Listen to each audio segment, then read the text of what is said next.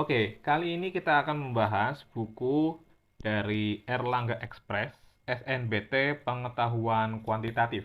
Di dalam buku tersebut sudah banyak sekali pembahasan soal dan contoh-contoh soal yang kemungkinan bakal keluar. Ini hanya prediksi soal saja, dan ini juga sebagai latihan untuk kita. Nah, dari latihan mandiri itu sudah diberikan kunci jawabannya oleh buku Erlangga ini, tetapi tidak ada caranya. Nah, dengan begitu, bagi yang sudah memiliki buku ini, saya akan memberikan caranya untuk mengerjakan kenapa jawabannya itu.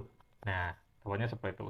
Bagi yang belum mempunyai bukunya pun tidak masalah, kita bisa belajar bareng-bareng melalui video ini.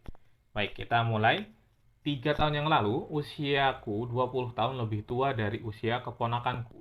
5 tahun yang akan datang, usiaku menjadi 3 kali usia keponakanku. Jumlah usia kami tahun ini adalah, dari pernyataan tersebut sudah tertera bahwa 3 tahun yang lalu, berarti A-3, keponakan juga K-3, karena sama-sama 3 tahun yang lalu. Dan usiaku 20 tahun lebih tua dari keponakanku, berarti keponakan ditambah 20. Maka ini min 3-nya bisa kita coret, sehingga A sama dengan K plus 20. Ini kita simpan sebagai persamaan pertama. Kemudian 5 tahun yang akan datang berarti A ditambah 5, K-nya juga ditambah 5.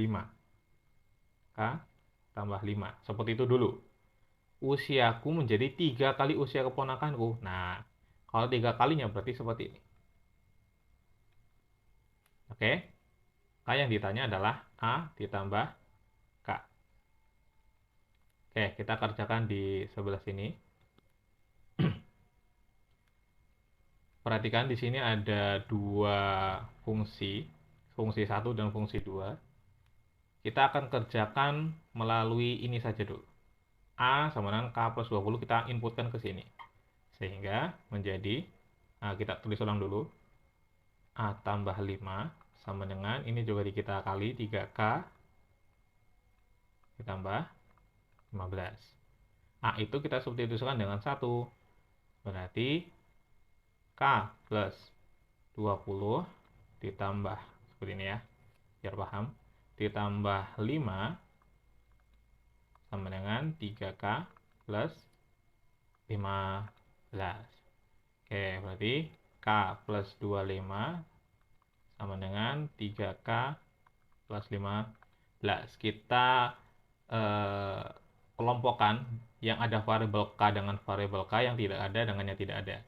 Anggap saja yang ada variabel K-nya di sebelah kanan, sehingga 3K ini pindah ke sini menjadi min K, dan di sini jadi 25 dikurangi ini 15. Jadi 10 sama dengan 2K, maka K-nya adalah 5.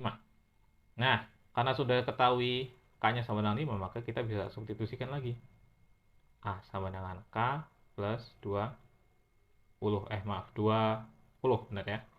Maka A sama dengan 5 tambah 20, jawabannya adalah 25. Sehingga A, aku, tambah K, keponakan, ini adalah 25 tambah 5 sama dengan 30. Begitu ya, masih mudah. Kita lanjut ke nomor 2. Oke, sekarang nomor 2. Hasil operasi berikut yang nilainya paling besar adalah, oke, di situ jawabannya B. Tapi bagaimana caranya? Caranya kita cek satu-satu. Ini masih tergolong mudah ya.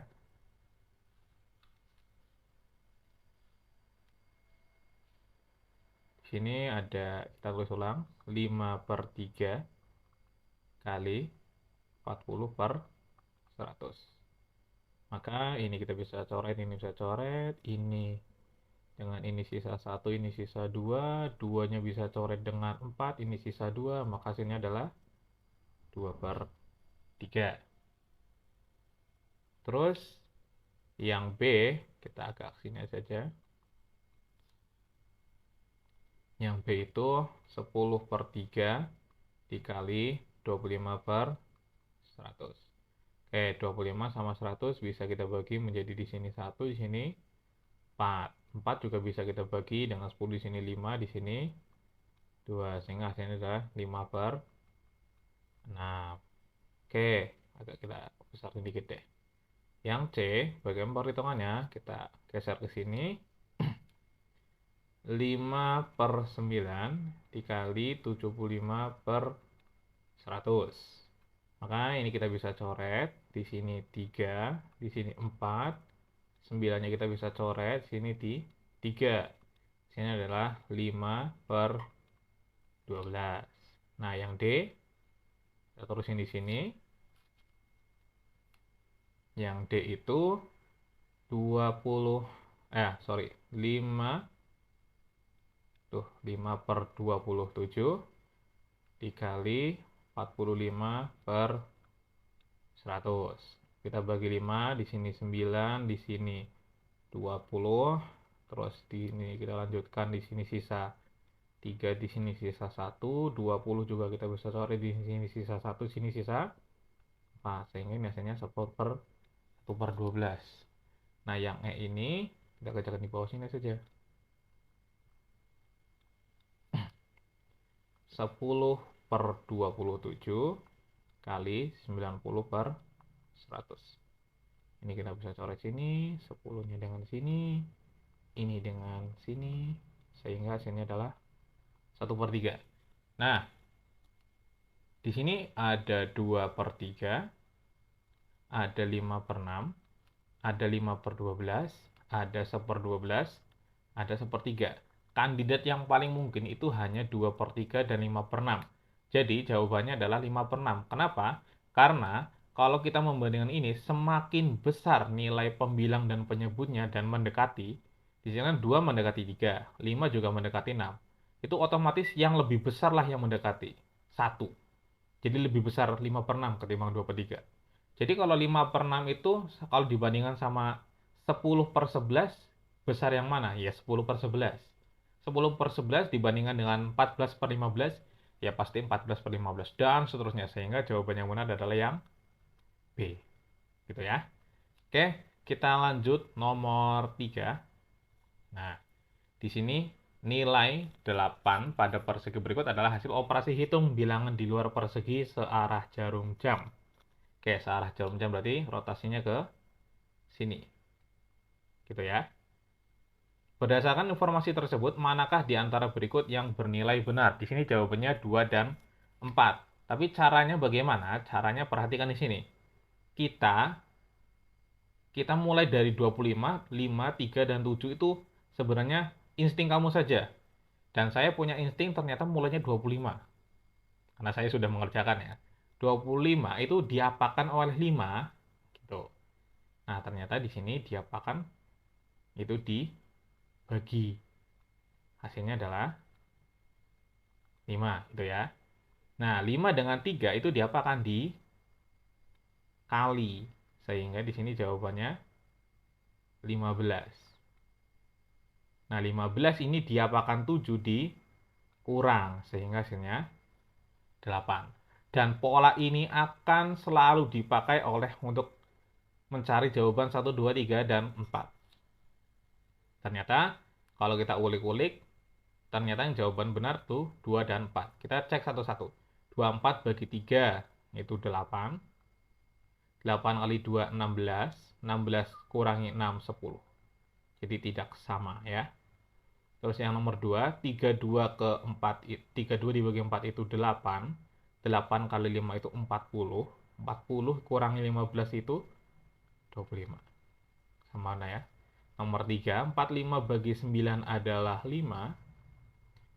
5 kali 7, 35. 35 kurangi 10 harusnya 25. Jadi tidak sama.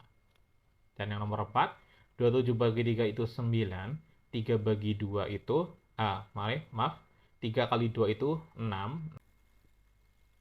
Maaf, bukan 16. Ini 18 ya, karena 9 kali 2. Terus dikurangi 8. Hasilnya adalah 10. Sama. Sehingga jawabannya adalah yang C. Di sebuah taman kota terdapat dua warna lampu yang berbeda, yaitu hijau dan kuning yang menyala setiap beberapa menit sekali. Pada pukul 19.30, kedua lampu menyala bersamaan. Pada pukul berapa kedua lampu menyala bersamaan? Oke, ini sedang membahas tentang FPB ya. Dia menyala pada menit keberapa? Menyala bersama maksudnya. Di jam keberapa gitu ya. Nah, di sini apabila apabila yang harus diketahui adalah FPB, maka dua-duanya harus dipenuhi. Lampu hijau harus dipenuhi, kuning juga harus dipenuhi. Kalau hanya hijaunya saja, tidak bisa. Kalau kuningnya saja, tidak bisa. Kalau dua-duanya nggak ada, ya nggak bisa. Harus dua-duanya. Sehingga jawabannya yang C. Gitu ya. Oke, kita lanjut nomor 5. Di sini ada pertanyaan yang lumayan menarik. Jika M sama dengan 2 pangkat 3 kali 3 pangkat 9 kali 5 pangkat 17 dan seterusnya. Nah, di sini ada pertanyaan untuk membandingkan P dengan Q. Apakah P lebih besar atau P lebih kecil atau sama dengan atau tidak ada informasi. Nah, caranya seperti ini. Di sini ada M kali N. M kali N sama dengan 3 kali A 5 pangkat B, sorry ya, tadi bukan kali pangkat ya.